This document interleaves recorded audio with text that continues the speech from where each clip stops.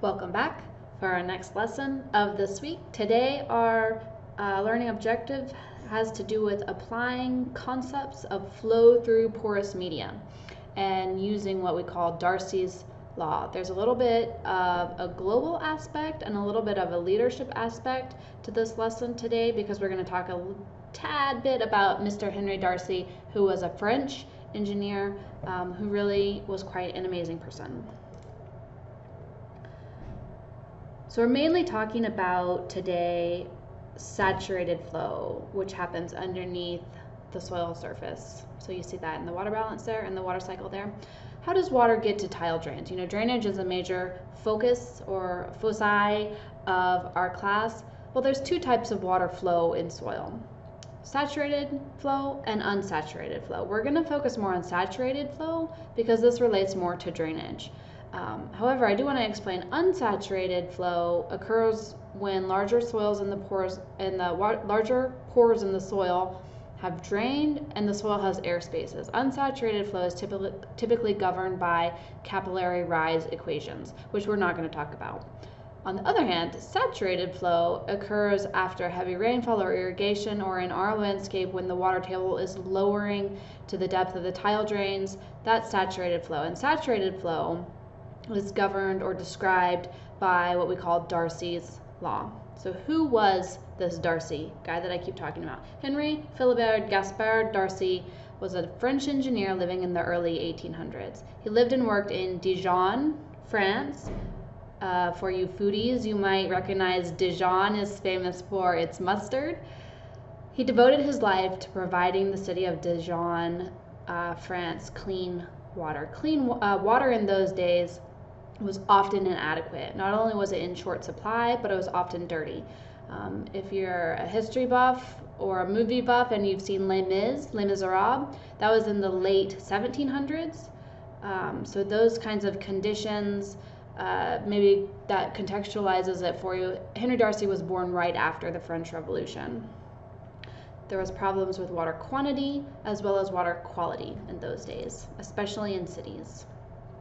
So early in Henry Darcy's career, he designed a pressurized water distribution system to provide the town of Dijon water from a spring that was about 8 miles from town. The figure on the bottom left of the screen, that's a figure of the inlet structure that he designed for this spring that was about 8 miles from town. Now, not only did he design a system to bring water to Dijon, but he designed a system of distribution pipes, about 90,000 cumulative feet of pipe to distribute the water coming from this spring 8 miles away, and it worked. The most remarkable thing, no pumps. There were no pumps involved. This was all a gravity-fed system. He was bringing water from 8 miles away, feeding it through 90,000 cumulative feet of distribution pipe in the city, and it worked without pumps. It's fairly remarkable. Darcy didn't stop there. As if that wasn't enough, Darcy didn't stop there. He had addressed the water quantity issue, but he realized that water quality was still an issue. So later in his career, he did testing on filters packed with inert sand. So the figure on the right of the screen is a column apparatus designed by Darcy. The tall part was packed with sand. And today we would call this a sand filter. The testing equipment is just a scale model, but today we use sand filters all the time as a very low cost, very practical water treatment technology. So the early work that Darcy did studying how water moved through sand led to the development of sand filters to clean water, which is a very practical, inexpensive technology. And his studies led to the basis for the flow through porous media equation. Flow through porous media, flow through like sand. And this is what we call today Darcy's law. So what is Darcy's law? Darcy's law describes the one-dimensional flow of water through homogeneous porous medium. Okay, so this is 1D. It could be downward, it could be horizontal, it could be upward, but it all has to be in saturated porous media. So all of the pore spaces are filled with water, saturated porous media. The porous media also has to be homogeneous. So we're typically talking about one type of soil, one texture of soil. This is often used to describe groundwater flow through like confined aquifers where you're dealing with one type of media. We've also used Darcy's law to describe flow through wood chips, like in a wood chip bioreactor, but this is a little bit of a stretch for Darcy's law, and we'll talk about the limitations of Darcy's law in a couple minutes. But wood chips are a homogeneous porous media. So that's an example there. Now the quick and easy way to remember Darcy's law is just to memorize it, because it's short. Q equals KIA. Q equals KIA. It's not like, the Bernoulli equation or the Hookehout equation for drainage. This is very simple. And this is one more thing that makes it so amazing. It's such a short, simple equation, and yet it describes some of the most fundamental processes in hydrology, especially hydrology below ground in saturated soils or in aquifers. How water moves through porous media. And it's just Q equals KIA. It's beautiful. I'm obviously a fan of Darcy. So let's walk through what this equation is, starting with Q. Q is typically what we're solving for. Q is the volumetric flow rate, cubic meters per day or cubic centimeters per second when you're measuring it yourself in the lab. That's big Q. Note there is often a small q, especially if you're working with a soil physicist or a groundwater hydrologist. Small q is big Q, volumetric flow rate, divided by the area. And little q is often talked about as specific discharge or Darcy's velocity. Little q is not a flow rate, it's actually a velocity. So little q has units of meters per day or centimeters per second. It's a velocity. We're going to be calculating big Q primarily. That's volumetric flow rate. Moving on down to KSAT, K with the subscript SAT. This is saturated hydraulic conductivity. Units here are meters per day or usually for us centimeters per second. KSAT is something that you would generally pull from a table. There's great tables of KSATs that you can find for a variety of media. And I pulled this table together from a couple of different sources in meters per day as well as centimeters per second. Note that these KSAT values are all approximate. And what you'll see looking down through the table, the values differ by an order of magnitude. They're times 10 or divided by 10, divided by 10, divided by 10. And so the values can even vary by an order of magnitude for one specific type.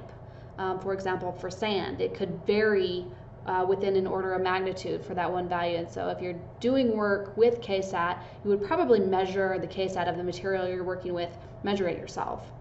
And in some cases, of course, you would measure it yourself. Like we're doing in our lab, you would use a permeameter, which is not unlike what Darcy himself used in that illustration I showed you a couple slides ago. Now moving back to the equation, the next variable in the equation is I.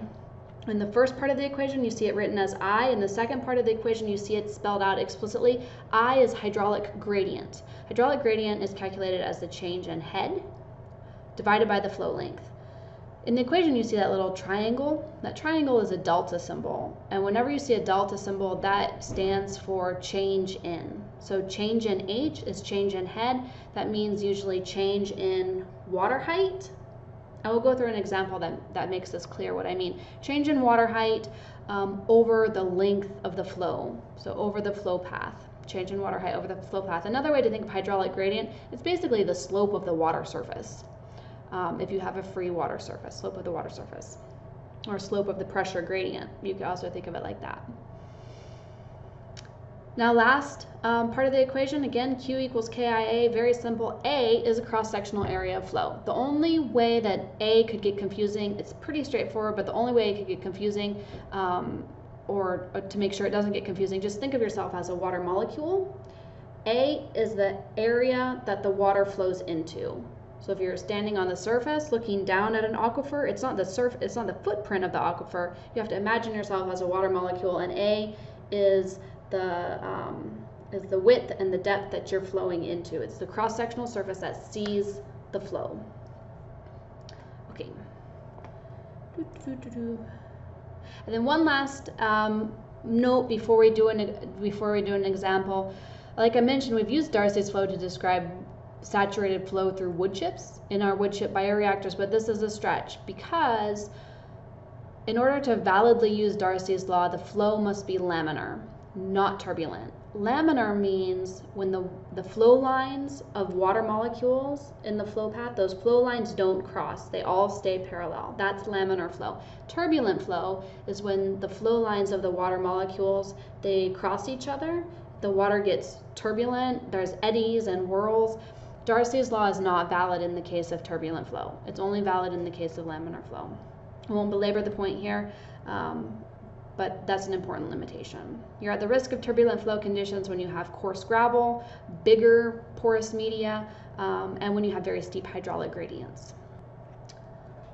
Let's do an example. A sandy confined aquifer 20 meters thick has two monitoring wells spaced 500 meters apart along the direction of the groundwater flow. The first well along the flow path, the one on the left, has a water depth of 52 meters, whereas the second well further along the flow path has a water depth of 50 meters. The aquifer is 1 meter wide. So let's calculate the flow through this porous media. We know the aquifer is sandy, so this is flow through porous media. Let's calculate the volumetric flow rate using Darcy's equation. And here's Darcy's law written out here. Let's start with this part of our equation, the delta H over L. This is the hydraulic gradient. So we know the two wells, we go from 52 meters in depth to 50 meters in depth. So my delta H, my change in head across the flow length, is 52 minus 50 equals 2 meters, right? Okay, and then we also know our L equals 500 meters. So 2 meters over 500 meters equals 0.004 meters per meters. Remember, hydraulic gradient is unitless. It's meters per meter, so that's unitless. Let's go to our next part of the equation, KSAT. So the example said this was a sandy confined aquifer. So we're not going to measure KSAT on this ourselves, but let's look up a value for a sandy aquifer. Scrolling back in our slides, we have a sand right here. We have sand here. We also have a sandy soil, but this isn't a soil problem. This is a groundwater problem, so I'm going to go with a straight sand. That means I'm going to use 41 meters per day. Okay, let's go back to our work. So KSAT equals 41 meters per day. We pulled that from the table, and then area is the last part to calculate. Area, remember I said area is the cross-sectional area that water is flowing into.